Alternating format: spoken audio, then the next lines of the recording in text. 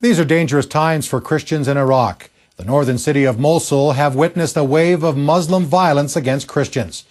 George Thomas was in the region with what some say is an effort to drive Christians out of Iraq. 4 men burst into the room. Their faces were covered. They started pointing their guns at us, screaming, telling us to get out of bed. It was a night that changed Sabah's life forever.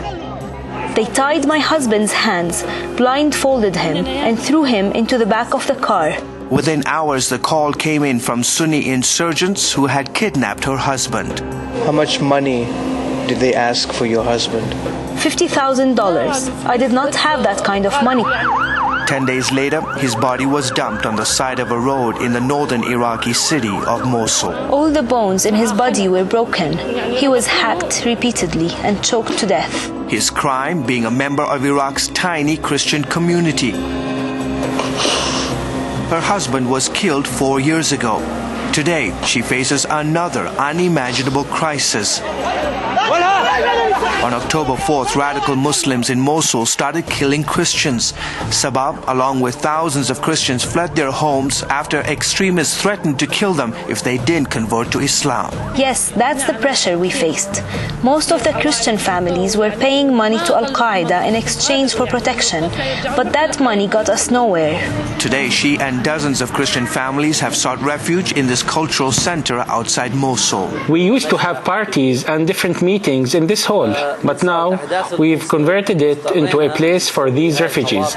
Before the US-led invasion, there were about 1 million Christians in Iraq. They lived in relative security, free to worship and build churches. But after the invasion, Muslim radicals started targeting them. There are people and groups behind the scenes that we cannot see who want to drive the Christians out of Iraq.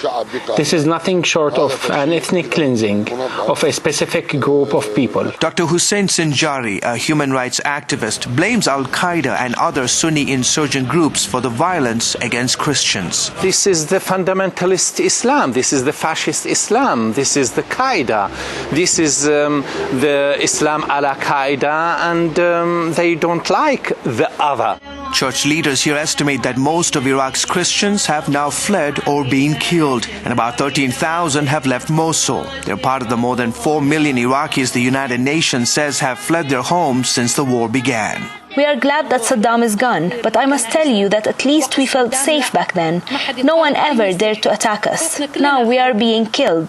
Today in the towns of the Nineveh Plain, a few miles northeast of Mosul, Christians have taken refuge in schools and churches. Some 250 Christian families have fled the violence in Mosul and have moved to this particular village in Bartella. There is still tremendous amount of fear in this community because there is concern that the insurgents as well as Al-Qaeda could slip into this community. Mosul is one of the most dangerous cities today in Iraq. In addition to Al-Qaeda, U.S. commanders say at least 12 insurgent groups operate in the city. But as U.S. and Iraqi forces launch new security operations, the concern is that some of these insurgents will move into the areas where Christians have taken refuge. Meanwhile, security around Mosul has improved somewhat. The government is pledging financial support and protection for every Christian family that returns to Mosul. But so far, just handfuls have returned. Well, please continue to pray for our brothers and sisters in Christ who are persecuted for their faith in Iraq, India, Eritrea, Somalia, Sri Lanka, and around the world. Remember, when one part of the body suffers, we all suffer. Goodbye, and God bless. To learn more about the ministry of the Voice of the Martyrs and ways in which you can help persecuted Christians, sign up today for our free monthly newsletter at persecution.net. That's persecution.net.